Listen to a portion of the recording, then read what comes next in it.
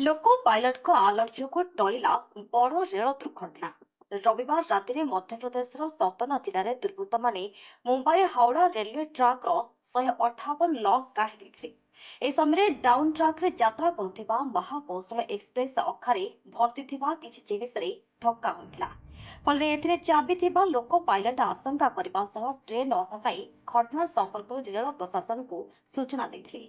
ଖବର ପାଇ ଆରପିଏଫ୍ ଅଧିକାରୀ ତୁରନ୍ତ ଘଟଣାସ୍ଥଳରେ ପହଞ୍ଚି 158 ଚାବି ଜବତ କରିଥିଲେ। ଏନେଇ ରେଲୱେ ପକ୍ଷରୁ ଉଚେହେରା ଥାନାରେ ମାମଲା ରୁଜୁ କରାଯାଇଛି। ରବିବାର ରାତିରେ ସତନା ଉଚେହେରା ରେଲୱେ ଷ୍ଟେସନ ମଧ୍ୟରେ ମୁମ୍ବାଇ ହାଓଡ଼ା ରେଲୱେ ଟ୍ରାକ୍ରେ ମହାକୌଶଳ ଏକ୍ସପ୍ରେସ୍ ଯାତ୍ରା କରୁଥିଲା। ତେବେ ଏହି ସମୟରେ ଟ୍ରେନ୍ ଡ୍ରାଇଭରଙ୍କ ସତର୍କତା ଯୋଗୁଁ ଏକ ବଡ଼ ଦୁର୍ଘଟଣା ଟଳିଯାଇଥିଲା।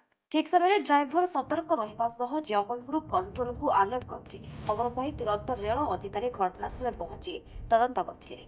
ତଦନ୍ତ ବେଳେ ଜଣାପଡ଼ିଥିଲା ଯେ ରାତି 9:15 ଜବଲପୁରରୁ ନିଜାମୁଦ୍ଦିନ ଅଭିମୁଖେ ଯାତ୍ରା କରୁଥିବା ମହାକୌଶଳ ଏକ୍ସପ୍ରେସ୍ ପିପରିକଲାରୁ ଉଦହରି ମଧ୍ୟରେ ଡାଉନ୍ ଟ୍ରାକ୍ରେ ଯାତ୍ରା କରୁଥିଲା।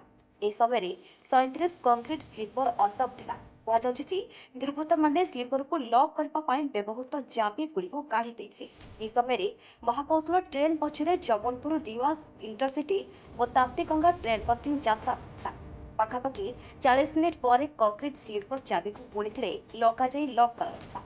ସବୁଠାରୁ ବଡ଼ କଥା, ଅଘଟଣ ଘଟିବା ପୂର୍ବରୁ ଟ୍ରାକ୍ରେ ପ୍ରତି ଘଣ୍ଟାକୁ 120 କିଲୋମିଟର ବେଗରେ ଏକ୍ସପ୍ରେସ୍ ଯାତ୍ରା କରୁଥିଲା।